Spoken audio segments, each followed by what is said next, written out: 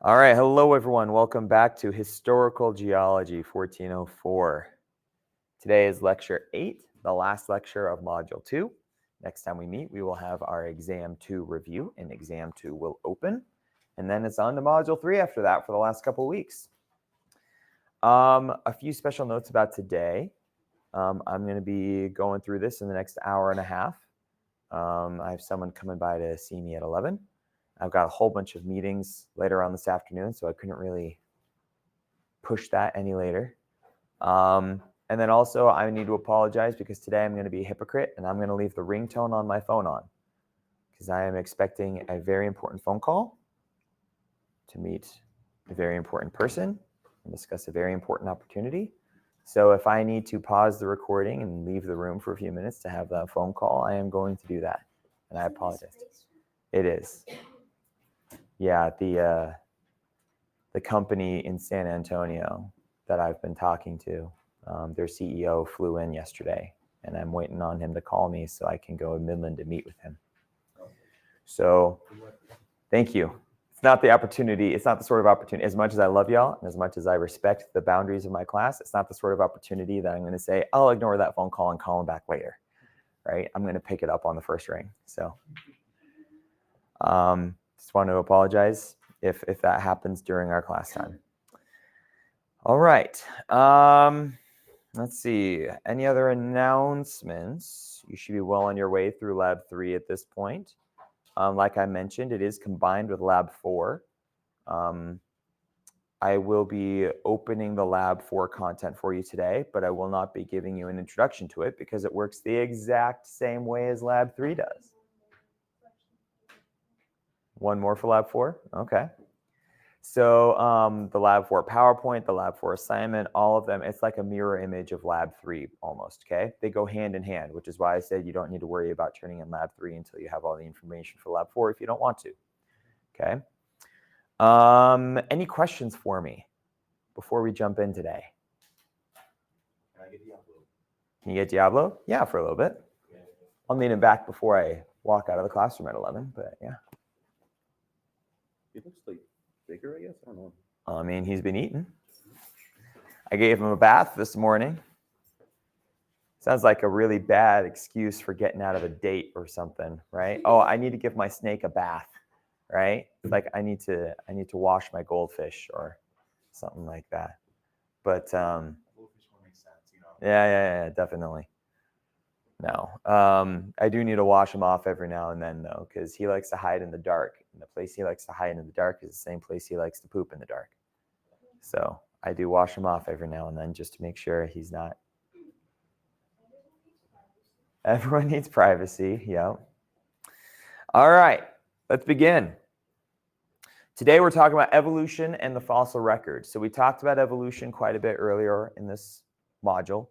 Now we're going to tie up this module with another conversation about evolution, in particular, the ways that evolution can be affected by other factors than we have discussed up to this point, okay? But before we can talk about evolution, we first need to talk about this guy, Charles Darwin, okay? Darwin is the guy who we commonly attribute the theory of evolution to. Now, ideas leading up to that point had kind of walked around the concept of what we consider to be evolution today. It was Charles Darwin, through his observations, his studies, and his publications, that kind of officially came out with a cohesive idea, a cohesive theory for what all of these things could mean, okay? So what exactly did Charles Darwin do that culminated in the theory of evolution?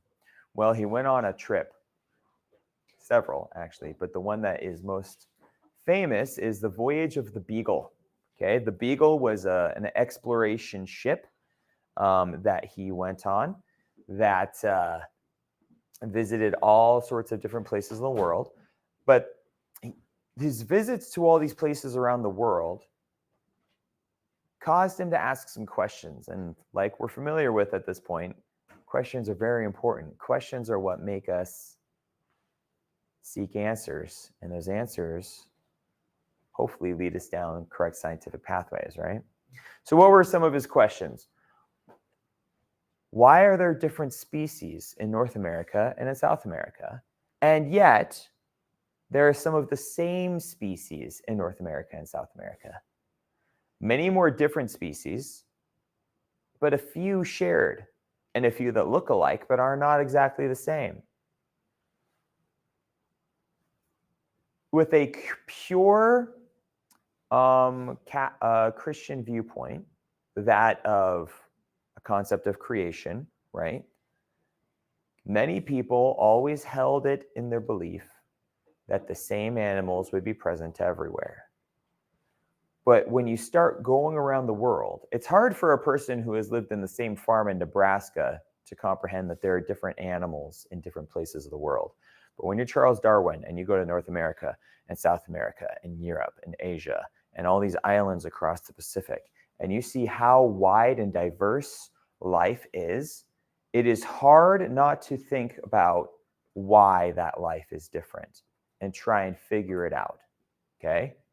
So this was one circumstance, the differences in the species between North and South America, even though they are connected through the Panama Isthmus, okay? An isthmus is a very narrow stretch of land, okay? If you've ever seen Panama, it's that narrowest part of Central America that connects North and South America. At the moment, it was not always there, nor will it always be there, right? But it is there now. And then all of the animals in the Americas are vastly different from the animals in, say, Europe or Africa or Asia or Australia, right? So the further you go, the more different life can be. There are a few common factors that we will discuss, but in general, things get very different. And so it made him ask a lot of questions. The most famous of his locations that he went to is probably his trip to the Galapagos Islands. The Galapagos Islands are fascinating because there are hundreds of islands in this chain, and many of them have varieties of life vastly different, or noticeably different at least, from the rest of the islands. Islands that are only perhaps a few dozen miles from each other. It's one thing to say that life in North America and life in Australia look different. Well, yeah, they're half a world apart from each other. But what about life on two islands that are only 10 miles away from each other across the ocean? Or maybe even seeing distance away from each other. On a clear day, you can see that island, but you go to that island and things look different. What sort of things? Well, he noticed a few. Tortoises, for example. The Galapagos tortoise is the largest type of tortoise on Earth. They get huge. If you've ever been to a zoo and you see a Galapagos tortoise, you would know, right? Stand about that tall. They're 6 to 7 feet long. They're really big ones, right? Okay. Really, really big tortoises. However, when you go to the islands of the Galapagos and you look at the different species present on each island, they have distinct differences. One maybe has a more upright neck and a slanted shell. One has a more horizontal neck and a rounded shell that's bumpier. One perhaps has that same rounded shell, but it's less bumpy, right? All of them within islands very near each other. And then there's the finches, Darwin's finches. You ever heard of those before? Finches are a kind of bird. Now, why these finches are on the Galapagos to begin with, can't really tell. Very likely a flock of finches was blown there in a storm, right? But however they ended up there, they didn't evolve there. Wherever they ended up there, they have sure changed since then. Because you'll have finches on one island that have huge beaks, very strong beaks, and then you'll have finches on another island that have very thin, delicate beaks.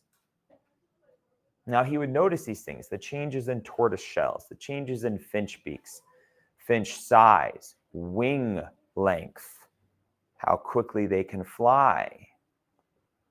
And he would observe these things and he would ask, why are they different?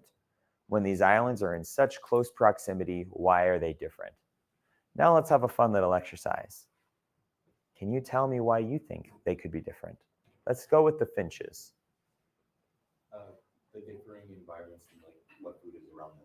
Different environments, what food is around them, huge environmental factor. You have something to add? No? Why would that make a difference?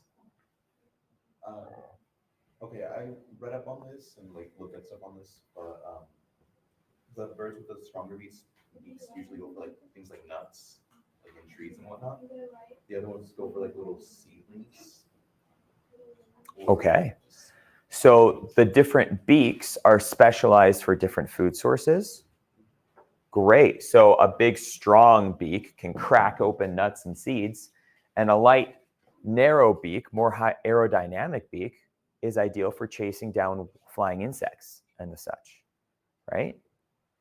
You don't need a very big, strong beak to eat an insect. You need a light, narrow aerodynamic beak to fly through the air faster and catch them, right? Okay, excellent. So now we know why the beaks are different, and it's because they go for different food sources. Follow that. Why would that mean that they are different from each other on each island? Why is each population of birds different from each other? Because how they adapted. They adapted to what? The food The food where? on the island. On each island. Not likely that you had a flock of a dozen different species or varieties of finch show up on this chain of islands X number of thousands of years ago. You get one group, one species that arrives on this island in some storm and then spreads to all these islands and changes. Why did they change? The different environments and food sources. The different food sources required them to. Now, did a finch show up on an island full of seeds and say, oh, shoot, I am not ideal for eating these seeds. I better grow a bigger beak? No. What happened there? Those who had. I'm sorry, say that again. Why did some finches develop bigger beaks or shorter, smaller beaks? Yeah. Huh? The change was favorable? Okay. There's some of the key words we're looking for. Do mutations only happen when change is necessary? No. Changes are always happening. They are random. However, a change, a mutation, being favorable depends on the current environmental factors, right? If I was born with an extra joint in all of my fingers as a random mutation, is that something that would be favorable in today's civilization and environment for me? Not really. I'd probably be considered a freak of nature, but it's not really something that would be positive or negative. What if I was born 1 million years ago with an extra joint in every finger? Be burned at the stake. 1 million years ago? Be burned by it. I'd be able to climb trees a heck of a lot easier, wouldn't I? Positive advantage. Huh? Right, exactly. We have some relic features, which we will talk about later here in a little bit. We have some relic features like extra tendons and appendix and other things that we don't really need at our current state of evolution, but are still present because they have not been removed from our genes yet.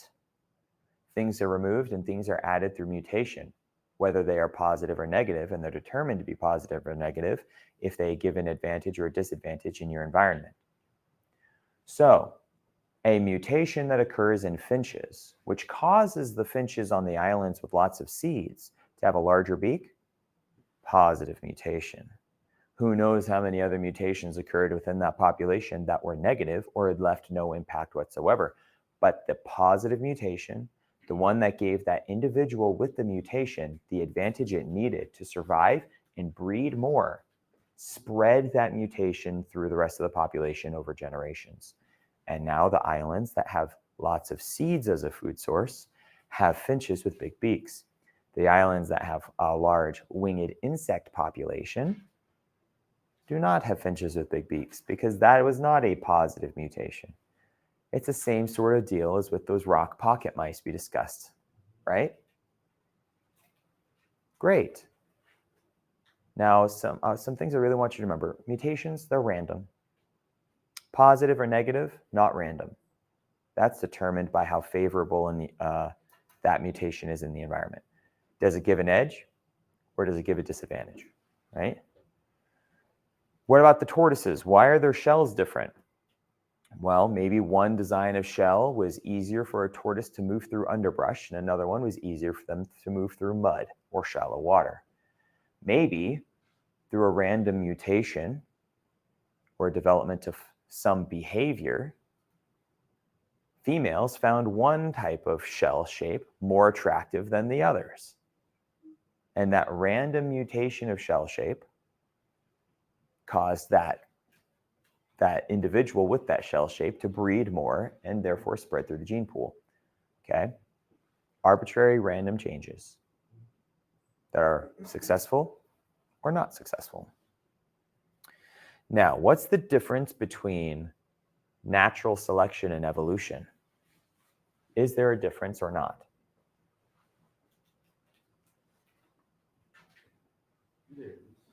There is? I think there is. Good. Justify it.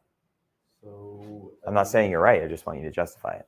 So natural selection is like the strongest survive, right? Only the strong will survive. Well, Breaking Benjamin reference. yeah, something along those lines.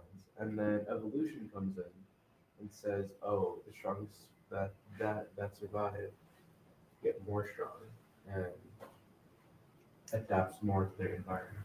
What do we mean by the strongest will survive? The finch that goes to the gym the most, right? The most swole finch in the world is the most likely to survive, right? More like whoever's like adapted more to their environments will survive. Whoever has the most positive adaptations to the environment will survive. That's what we mean when we say the strongest survive, right? Not the strongest physically, those with the strongest, most versatile genes. So, natural selection, therefore, is not evolution. Natural selection is the winnowing process that occurs when environmental change eliminates the species that are not best suited for that environment. Okay? Now, where there is natural selection, there is also artificial selection. Dogs, best example, although really any domesticated animal, including Diablo there. Okay? Artificial selection is the process that occurs through human intervention in the gene pool. Dogs did not exist before we created them. Wolves did. At one point, who knows how long ago, some say 40, some say 60,000 years ago, some say sooner, some say older, some human somewhere found a wolf pup and raised it. And this feral, wild wolf pup probably nipped off a finger every now and then based upon the behavior of wolves, but had some connection to its human masters. And the humans found some use for the wolf pup other than simply killing the wolf as a predator like they normally would.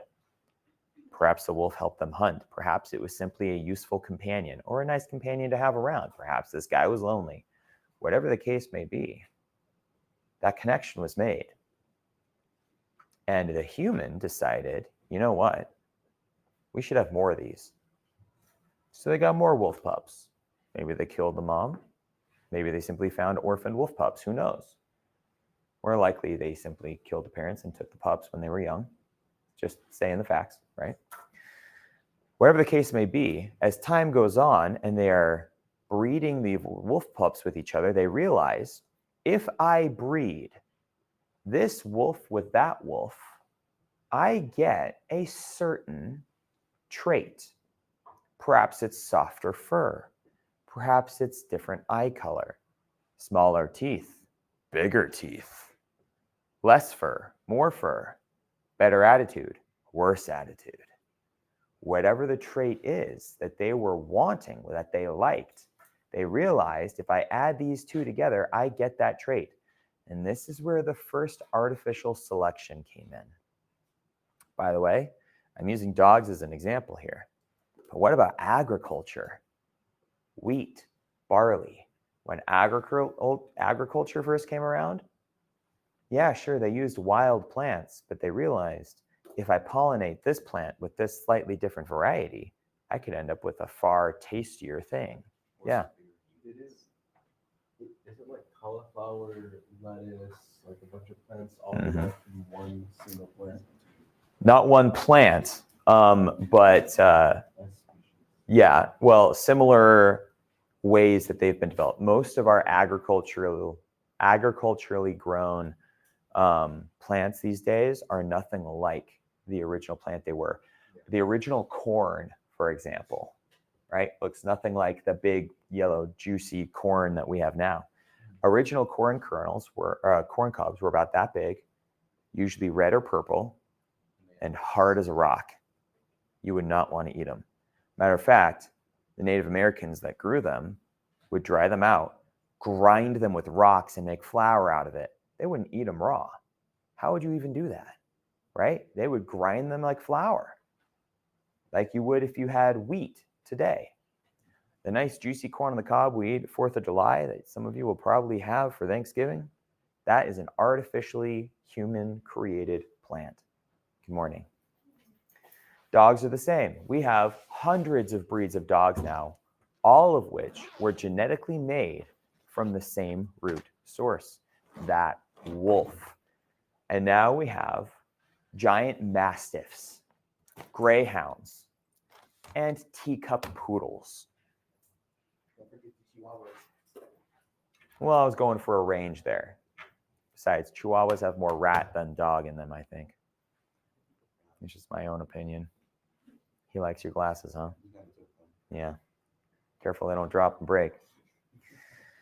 Now, if what this means is, we've kind of been focusing on those positive traits. If there's a negative trait in the dog population, you know what happens to that dog? The dog hurts someone. Dog exhibits any sort of negative trait we don't like, they are eliminated. They are removed from the gene pool, right?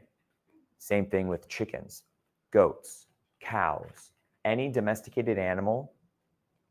We eliminate unwanted mutations by killing that individual and it doesn't spread. Yeah? So it's like in deer hunting when you see a spike, you kill it. When you see what? A spike.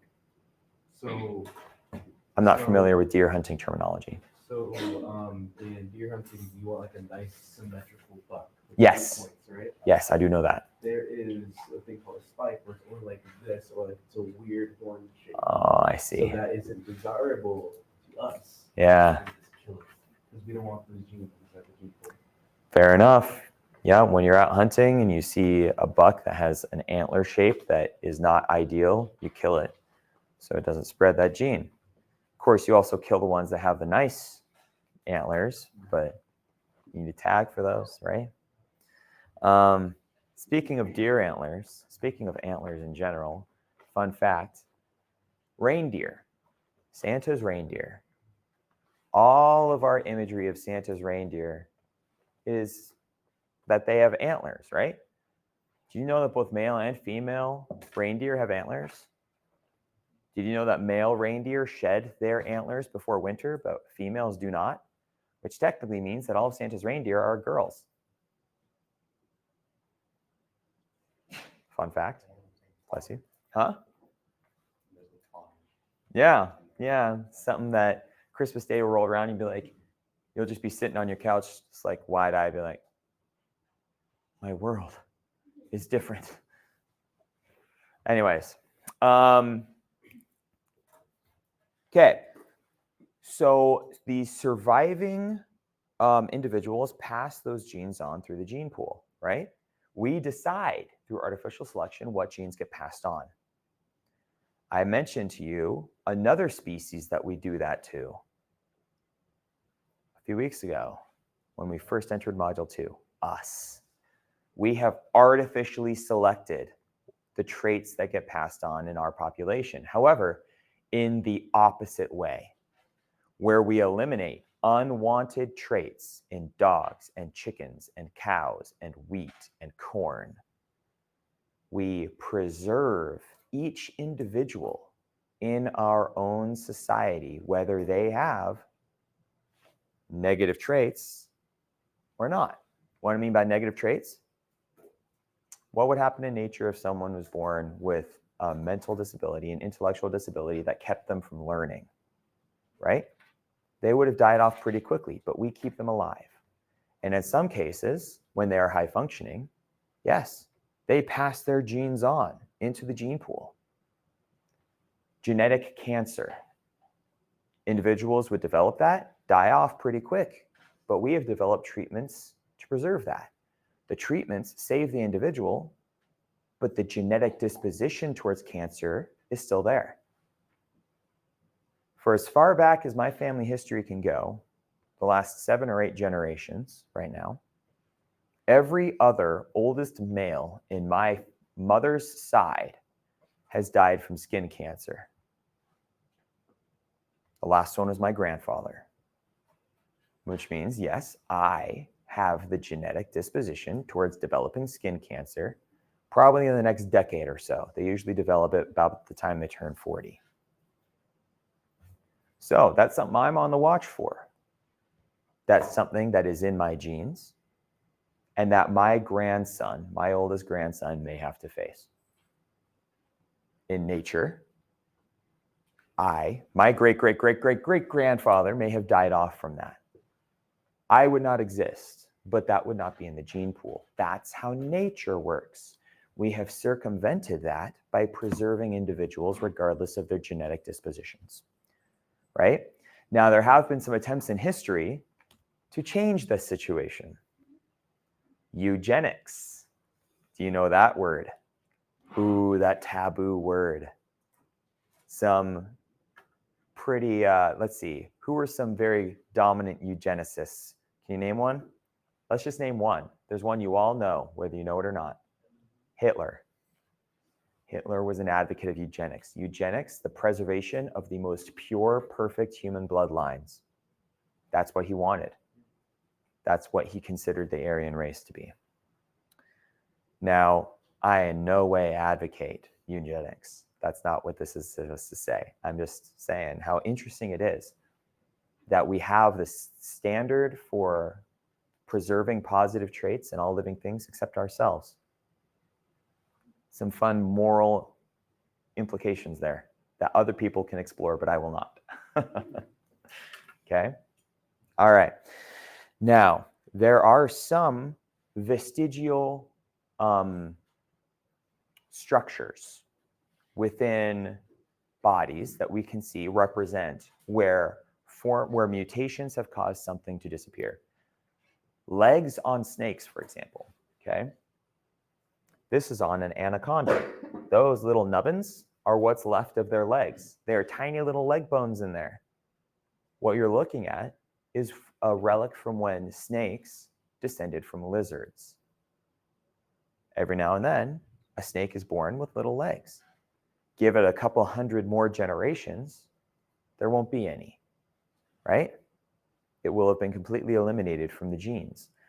However, the record of those legs are still in the genes, simply not manifested. Remember that. That's going to come up here in a little bit. Wisdom teeth in humans. We used to use wisdom teeth because we used to eat things like raw grain and raw meat, and we used to have to grind a lot more of our food. We don't do that anymore. For hundreds of years, our food has been more processed. And so while most of us are still born having to deal with wisdom teeth, an increasing number of humans are born without developing wisdom teeth altogether. Any of you here not have any wisdom teeth coming in? No wisdom teeth at all? she's got that mutation. It got turned off in her genes because we haven't needed them for so long. I had to have mine removed, not because they were going to be dangerous, but because I didn't want to deal with them, right? I don't need them. And they just take up space at the back of my mouth. And when they come in, it gets really uncomfortable. Your jaw has to like realign itself. So I just had them removed when I was 19, right? Some of you may have them removed. Some of you may deal with them. But whatever the case is, more and more humans are being born all the time, every generation, without this genetic, without the need for wisdom teeth. And so their genes are just kind of turned off that. The appendix is the same. More and more people are being born without an appendix because we don't use it, okay? Okay, so a few things about evolution. An evolution, in the simplest terms, is a change of inherited traits over generations within populations. Remember, a population is a group of individuals, right, of the same species. So a change in the inherited traits. If my father experienced a change to his DNA, and then that DNA gets passed on to me, and then it's a successful mutation within me, and I can spread that mutation through many children. Each one of those children has that mutation and can spread. Each one of those children has that mutation and can spread. The more positive a mutation, the better the survivability it gives the individual, and the faster it spreads through the gene pool over generations, right? It's not like I can just come up to someone and say, here, you now have the mutation, right? I can't pass it like that. Some bacteria can, which is fascinating. But yeah, just by contact, it's very fascinating. But we reproduce through sexual interactions, which means that my DNA has to get passed through someone through that process and moves on, which means that it can only happen over generations through the gene pool, through the population, okay?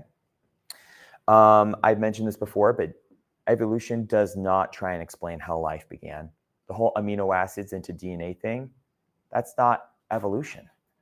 That's a totally different process. Evolution picks up where we have to start discovering the changes that occur within life inside of a population, which means that life has to have already been around. Evolution does not explain how life began. It's a huge misconception. This is something that you and I talked about at length a few weeks back, right? Also, it does not account for every change. For example, I was a baby. I am now a full-grown man. In 40, 50 years, I will be an old man. I will not be old until then, okay? 40, 50 years, I'll be an old man. My body will look different. 40, 50 years after that, it'll look very different because it'll be in a coffin in the ground, right? Probably bone at that point. Or I could be in a jar. Haven't figured that out yet.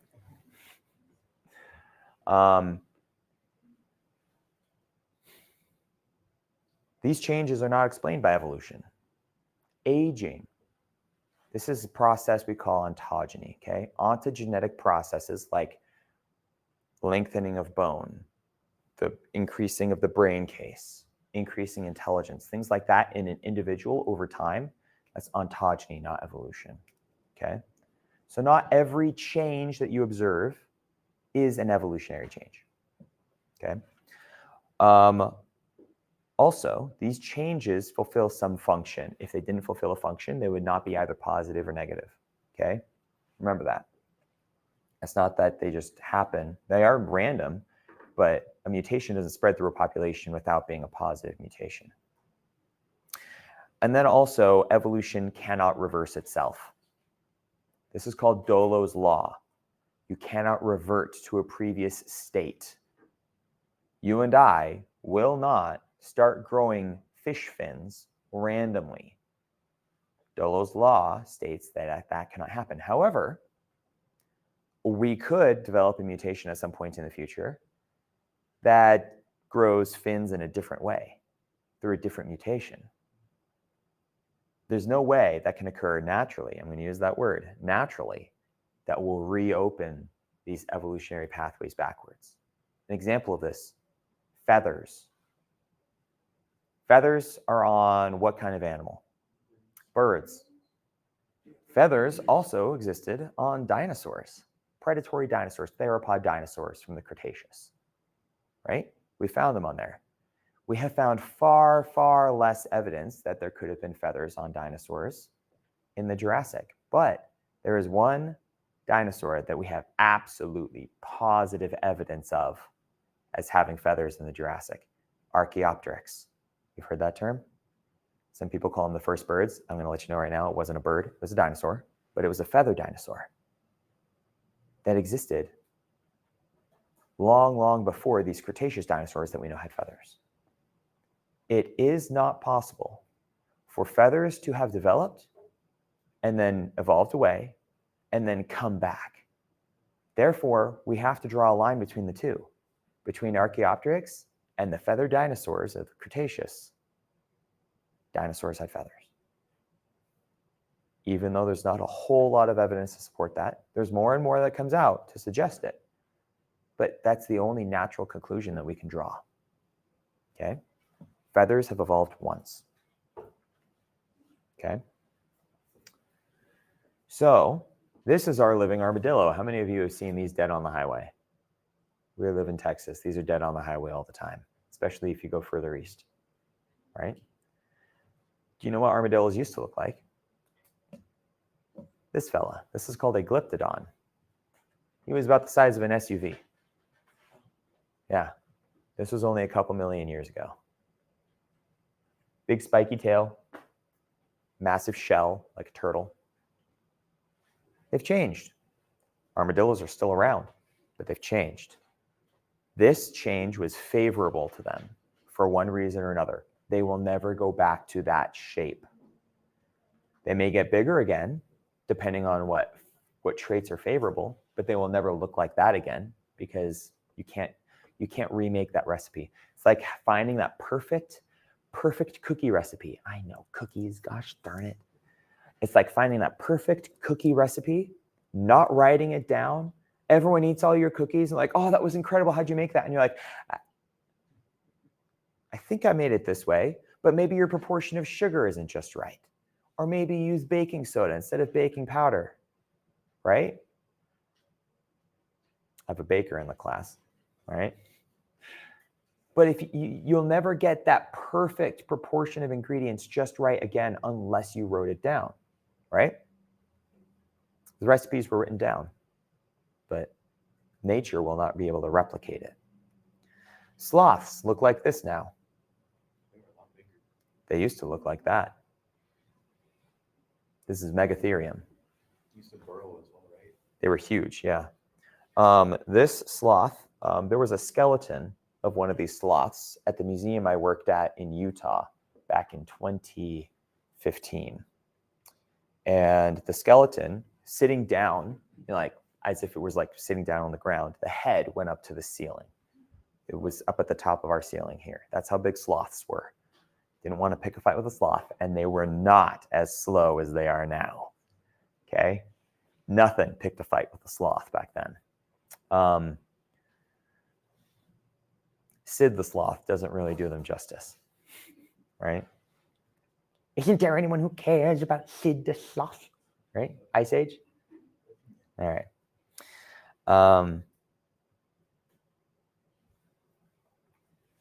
There are a couple of ways that people look at evolution as moving forward.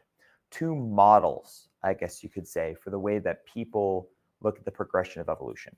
There's the Darwinian model, which suggests that these changes occur gradually over time at a steady, consistent rate. Okay? Change after change after change in a straight line moving forward through time. Then there's the punctuational model, which states that evolution does not need to move forward at the same rate. Evolution occurs in leaps and bounds after periods of there being no evolution, right? So let's say, if this is my Darwinian model, then my punctuational model would look like this. There's an asteroid impact. There's an increase in temperature. There's an ice age. There's something that happens in the environment that causes the need for an evolutionary change. And mutations constantly occurring but not causing any changes, all of a sudden, some of those random mutations are going to be positive or negative, and the survivors experience that evolutionary change.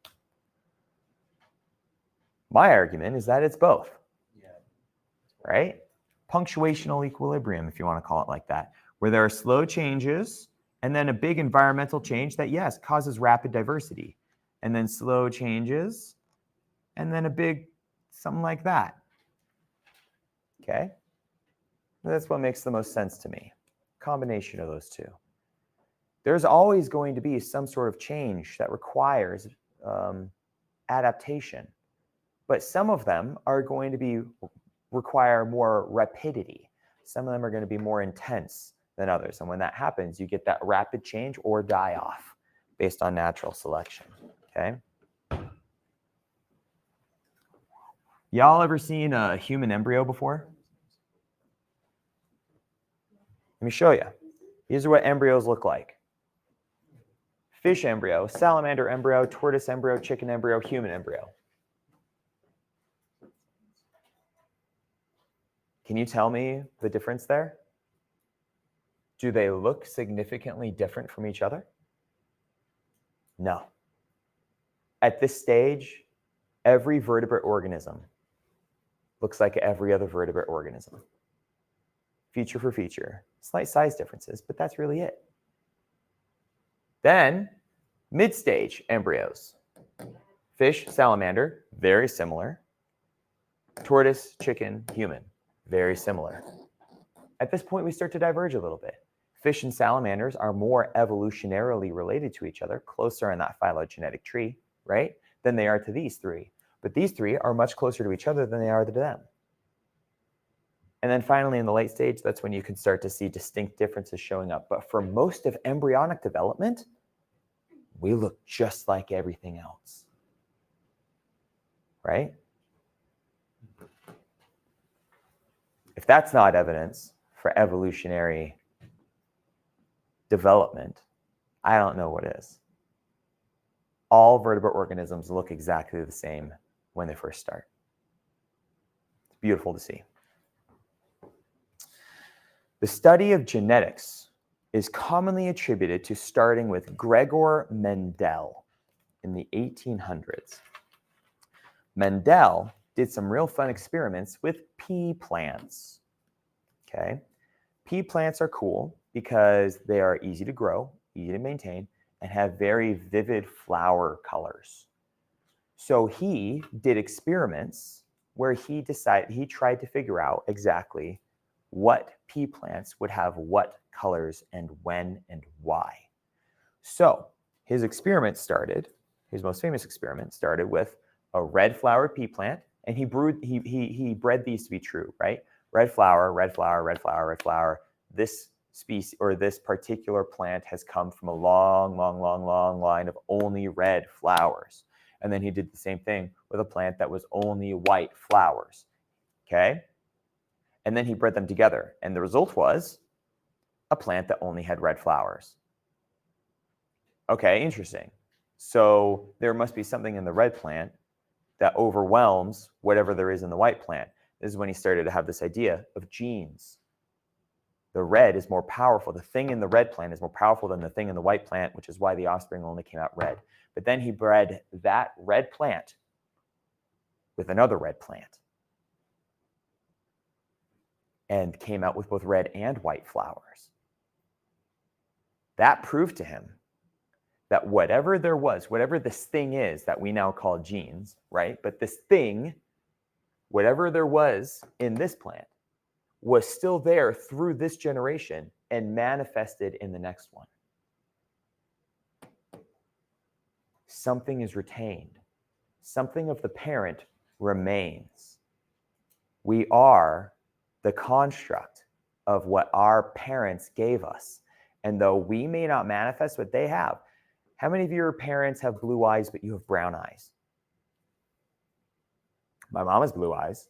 I don't have blue eyes. My daughter does. Same concept, okay? It's that thing that we call a gene gets passed on. Sometimes it's recessive and sometimes it's dominant. And it could skip a generation. Like that cancer I talked about before. That's the negative one, right? I'd rather have blue eyes, but I didn't get to pick that, right? It's just a fact of nature. So our traits are passed to us through parents. Those traits are developed through mutations to our DNA. Our DNA, that is the blueprint that makes you and me, right? Now, I mentioned something earlier. I mentioned Dollo's law cannot reverse an evolutionary change. It cannot occur naturally. What if I told you that we have figured out a way to revert evolutionary changes artificially? You ever heard of gene sequencing? Mapping the genome. The human genome has been mapped for a little bit now, but we've mapped other genomes as well. Billions and billions of lines of genetic code. As computer technology increases, the rate at which we can map genomes gets faster. Now, we figured out that there are these special little genes called Hox genes. Hox genes have one job. And that job, in the most simplest terms, is turning the other genes on and off. They send the signals. Those signals say, when I'm an embryo, they say, okay, start growing a fibia, or a femur, I should say, tibia, or something, okay? Some bone. Start growing an eye. Start growing hair. Stop growing hair. Start growing an iris. Stop growing an iris. Start growing teeth. Stop growing teeth. They turn these other genes on and off during the development of an organism. Now, we have figured out, because we have mapped genomes, and through experimentation, we figured out which gene pairs control which trait of an organism. We have figured out how to use Hox genes and turn them on and off at will to tell them to turn on genes, which has led to a few very interesting developments, not the least of which is chickens with claws and teeth and tails. Why? Because a chicken and all birds are descendants of theropod dinosaurs. For all intents and purposes, yes, birds are dinosaurs. There's a huge scientific group out there, and their whole thing is, why do we call them anything different? They should be considered avian dinosaurs because that's what they are. And they have a good point. Okay? They lack some of the traits that we associate with such dinosaurs, though, and that's only because time has turned them off. We know how to turn them back on again. So yeah, this chicken has teeth. This chicken would probably chase you around and try to eat you, right? Little chicken velociraptors. However, here's the kicker. It is currently internationally illegal to breed such animals. Why? Because the international scientific community and political community, so far, has decided that we are not ethically or morally mature enough to just haphazardly make new forms of life like this. It has to be done with great consideration. As a matter of fact, as far as I'm aware, there is only one organism that it has been approved that through this process can be manufactured, and that is the woolly mammoth. Currently, there are several organizations. The one that I follow most closely is called Colossal. Their entire organization is devoted to using this process to alter a sperm of an Asian elephant so that the offspring from that sperm will have as many woolly mammoth characteristics as we can possibly turn on. And then they are going to impregnate an Asian elephant with that sperm. That Asian elephant will give birth to what is, for all intents and purposes, as close to a woolly mammoth as we can get. That's supposed to happen. Right now they're working on it, on adjusting the genome. They're planning on having a pregnant Asian elephant with a woolly mammoth fetus within the next couple of years. And the goal is that by the end of the decade, they should have at least a couple of little baby woolly mammoths. The goal is that by the year 2060, they have an entire herd of woolly mammoths in Siberia. Now, why? Why has this been approved? Why is this moving forward? Because the most likely reason why woolly mammoths aren't existent anymore is because of overhunting by human populations that moved in at an unfortunate time for the woolly mammoths because they were already struggling with global warming. So, considering the fact that we wiped them out, and now through further studies, we know that the woolly mammoth populations kept the moss in check in places of tundra like Siberia and North Canada, because we know that now that they kept those in check and they are not there anymore, and now the ecosystems are suffering because of the massive amount of moss that's building up. It was considered our responsibility to bring them back to try and restore balance to that ecosystem. So by the year 2060, within your lifetimes, hopefully within mine, we could see woolly mammoth herds walking around Siberia and North Canada. Now, this is not without precedent. At one point, the North American bison population was down to a single herd of only a couple hundred, right? Now you can walk through Yellowstone and they're all over the place. They're a nuisance. As a matter of fact, in Wyoming and a few other states, you can buy a hunting license to go hunt bison, where only 200 years ago, they were this close, my friends, to being completely gone. And now there are so many that you can go hunt them for a price, right? Within a couple hundred years, there might be woolly mammoth tags out there. Who knows? Probably more than a couple hundred because they live longer and take longer to breed, but you know what I'm saying. Same concept, could happen. The notion that woolly mammoths were extinct at one point could just be a footnote in a history book. Now, this is one example where this process can yield positive results, assuming that it works. However, little chicken dinosaurs, ain't nobody in the scientific community that thinks that'll be good for anyone. However, I do need to say, the science exists. Even though it's illegal to allow this monstrosity to be born, which is why you're looking at it as an embryo, you can grow these to this point, but then you have to kill them before they hatch. There's absolutely a lab somewhere in Russia or China or Montana where someone has little chicken dinosaurs running around. There has to be. We can do it, so someone's probably done it. I'm just waiting for that news headline that says town terrorized by chicken dinosaurs as lab was breached or something like that, you know? It's going to happen. It's going to happen. Someone absolutely is doing this. There's always mad scientists out there doing something. There was a story, I don't remember how long ago, about a Chinese scientist that had been doing genetic experiments on humans. And they found him in his lab and shut him down. So if that's happening, you know this is happening. Okay. Speciation. What makes it so that a species is one thing and another species is another? And why are we considering them different? There are a few things. Specifically, a reproductive barrier, okay? The big main reason why we cannot consider one organism and another organism to be the same species is because they can't breed, right? Now, there are some cases where that is pretty obvious.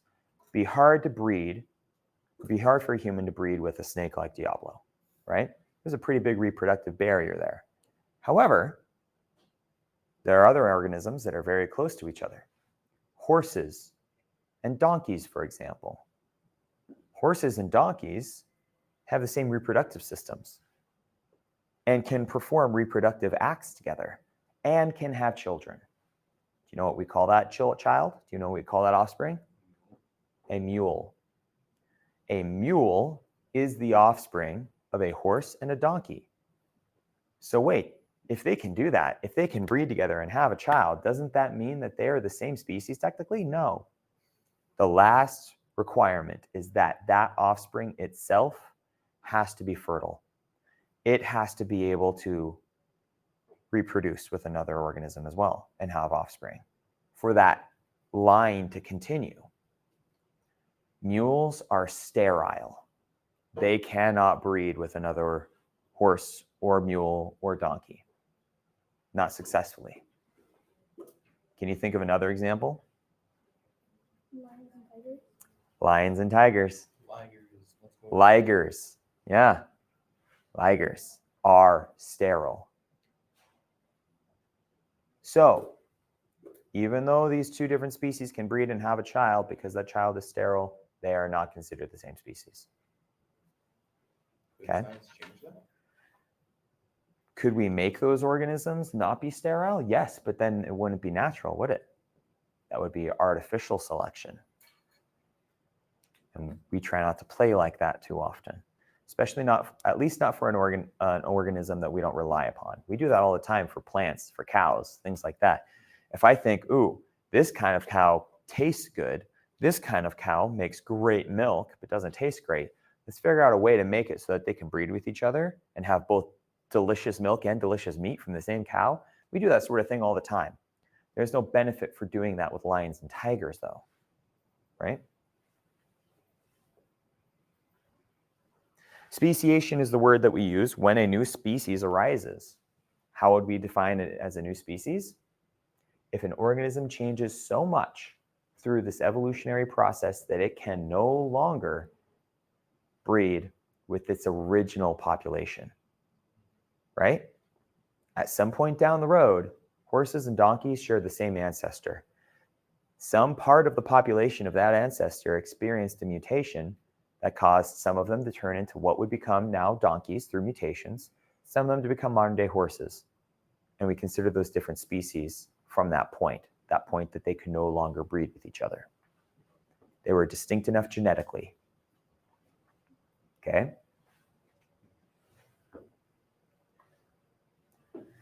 Okay, so when new species appear, that is really cool to see in the fossil record. And we can track that through things like phylogenetic trees, right? That we construct using timelines and all of that. We can actually see speciation occur in our world today. There is an island called Palau here off of the Philippines. This is the island chain of Palau. Palau is actually a very large coral reef complex that was underwater the last time that Earth was really hot. And during the last ice age that ended recently, less than 12,000 years ago, because the ocean levels dropped, the coral reef was exposed at the surface, right? And whatever was in that reef when it was exposed at the surface got trapped into these lagoons. Trees have grown up on top of this old reef, right? But you can see how all these lagoons are isolated from each other. Whatever was living in that reef at that time got trapped in those lagoons. One species of jellyfish was living in and around that coral reef at the time. And each population of jellyfish that got trapped in separate lagoons experienced different mutations that were positive depending on the conditions in their lagoon. Some lagoons were murkier. Some lagoons were cooler. Some were bigger. Some were smaller. Some were deeper. Some were shallower. Some had different food sources.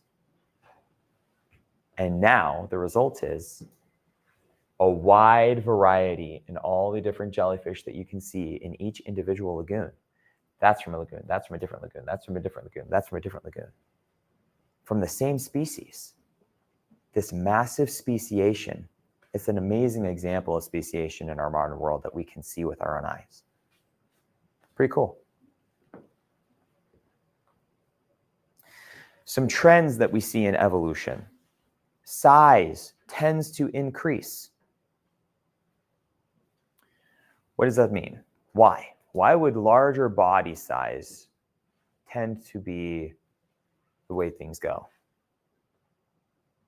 What would a larger body provide?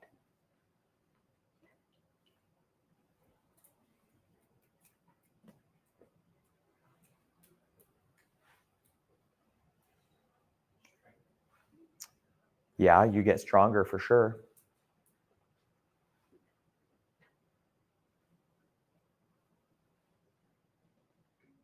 Is a lion less or more likely to try and take down an elephant than a gazelle? It's more threatening to your predators. Yeah, exactly. It's less likely that a predator will target you if you are bigger, right? There's lots of advantages that this can give you for survivability. There is, however, a maximum ceiling at which organisms can get big. It's based upon physics more than anything. The cross-section of bone that you need to support that weight eventually reaches a point where it has to become exponential. Okay? The largest organisms that we know ever lived on land were titanosaur dinosaurs, sauropods, the long-necked plant-eating ones. Okay? I have held titanosaur bones. Their leg bones are about this thick, okay, like a tree.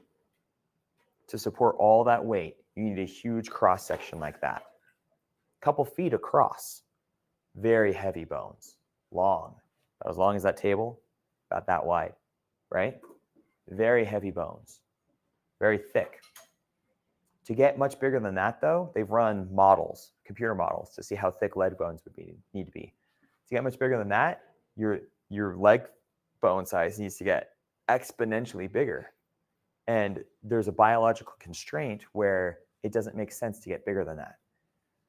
So there's a difference in the ocean, right? Blue whales, you don't need leg bones to support you. However, there is a biological constraint to being able to float.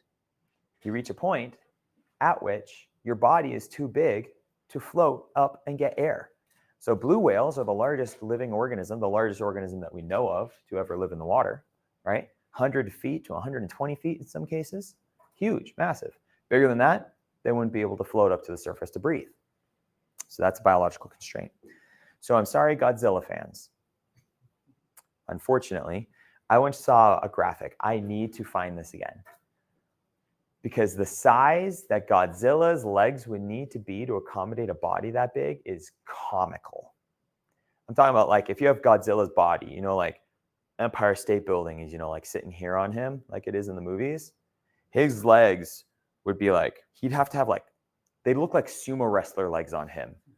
Not muscly or anything, just massively thick because of how thick the bones would need to be to support his weight. It's really funny. I should try and find that picture. Unfortunately, this is the same thing for dragons. Things like that. Why dragons could not physically exist. The cross-section that their wings would need to be to support weight that big. How many of y'all have seen Game of Thrones or House of the Dragon? Any of those shows? Those dragons look freaking cool. And they do a pretty good job of showing how big wings are. But if you consider that a dragon's body is like this big and its wings come way out here, that's a lot of weight. We're talking about like 2 or 3 tons at least of bone and muscle. The wings to support a body that big, like this big, the wings would have to go out to the sides of this room. Okay, that's how big the cross section of wings would need to be. Yeah. I saw a video, like what's the most like realistic dragon? They talked about how like it couldn't exist because like their chest was big enough to Yeah. support the wings. Exactly. Yeah. The largest flying organism that we know of to exist is Quetzalcoatlus, a pterosaur from the Cretaceous. And it was about the size of a small airplane. It had wings large enough for us to compare it to an airplane. But we estimate that its body only weighed about 80 pounds because it had hollow bones and very, very small chest cavity and all of that. Very small body size, okay? So imagine like the tiniest 80-pound little girl, all right, with wings out the size of a small airplane, okay? Just bear that in mind. There are biological constraints to all these things, and yet body size somehow still is a trend that we see, right? Think about us, humans, mammals in general. What happened when the dinosaurs died? We went from tiny little rodents to large mammals like blue whales and elephants, right? Dinosaurs started off with tiny little reptiles, went on to become titanosaurs and tyrannosaurs. It's a trend that we see in evolution. right? Changes can occur rapidly or slowly, like we already discussed. Some few examples of this punctuational change. After dinosaurs died off, we saw bats in 12 million years in the fossil record. It only took 12 million years for tiny little mammals to grow wings and take to the skies after the dinosaurs were gone and those niches were left vacant. It wasn't long after that that we see whales in the ocean, right? It hardly took any time at all, evolutionarily speaking. Massive increases in evolution. Why? Because there was available living space and those mutations became positive.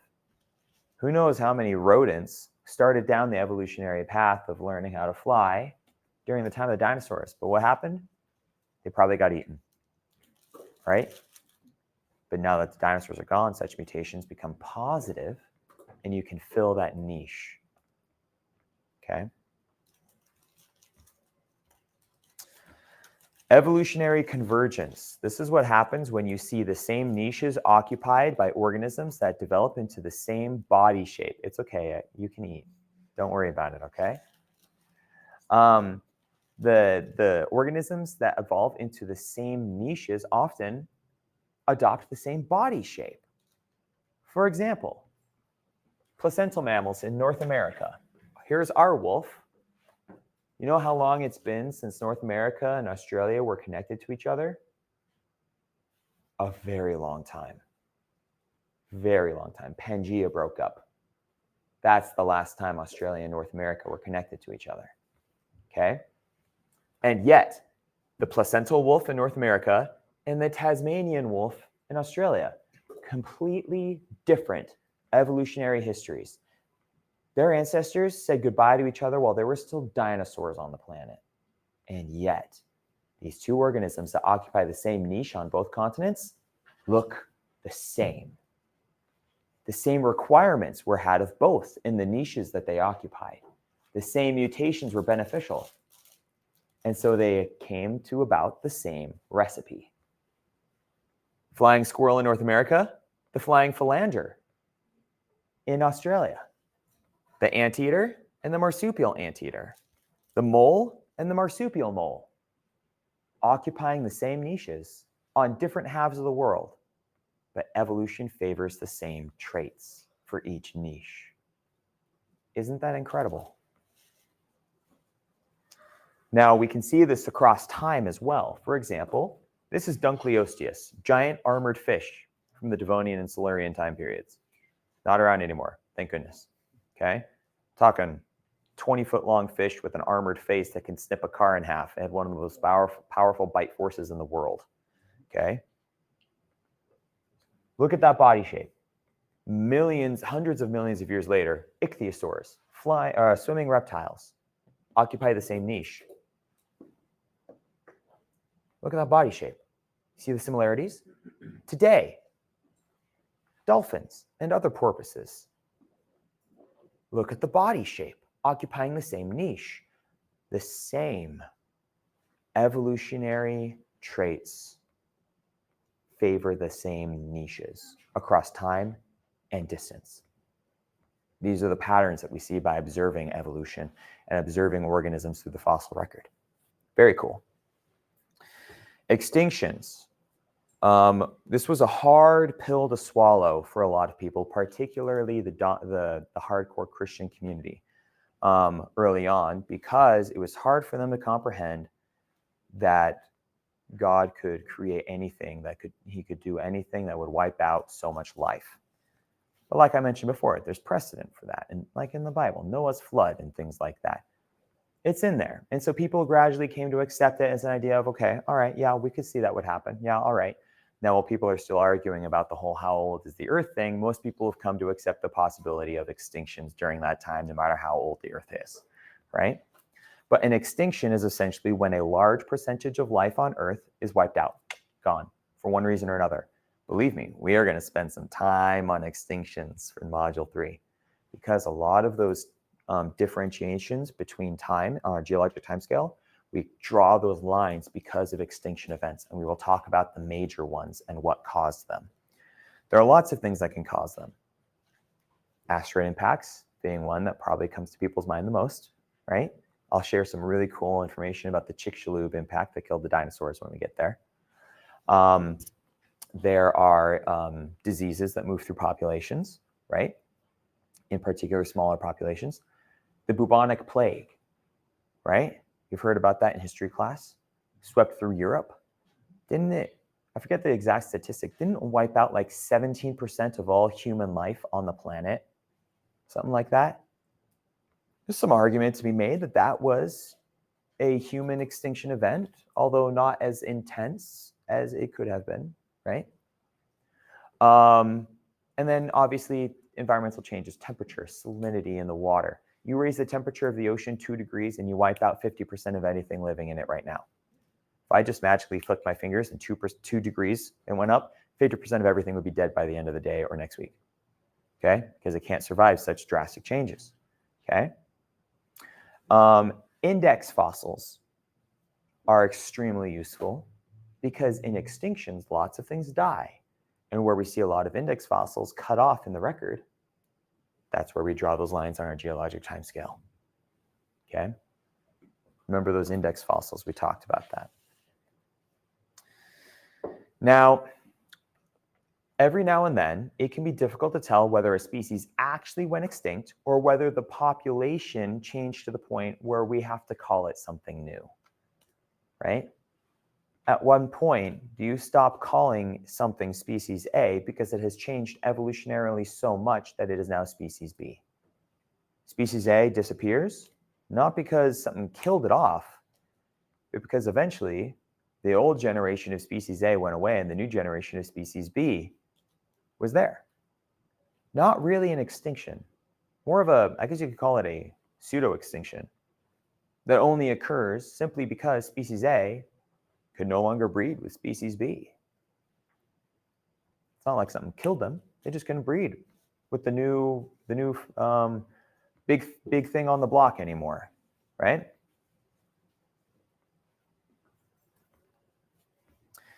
A mass extinction is what we call it. When, well, anyone want to guess what a mass extinction is? Big extinction. It's a big extinction, exactly. When you lose entire orders of organisms. You remember how we've got our kingdom, phylum, order, right? When you lose entire orders of organisms, we call that a mass extinction. There have been a couple. The one that killed the dinosaurs as an example, okay? Here you can see this chart kind of shows you percentage becoming extinct over here, okay? Of total life, by the way. So that's 60% of all life on the planet.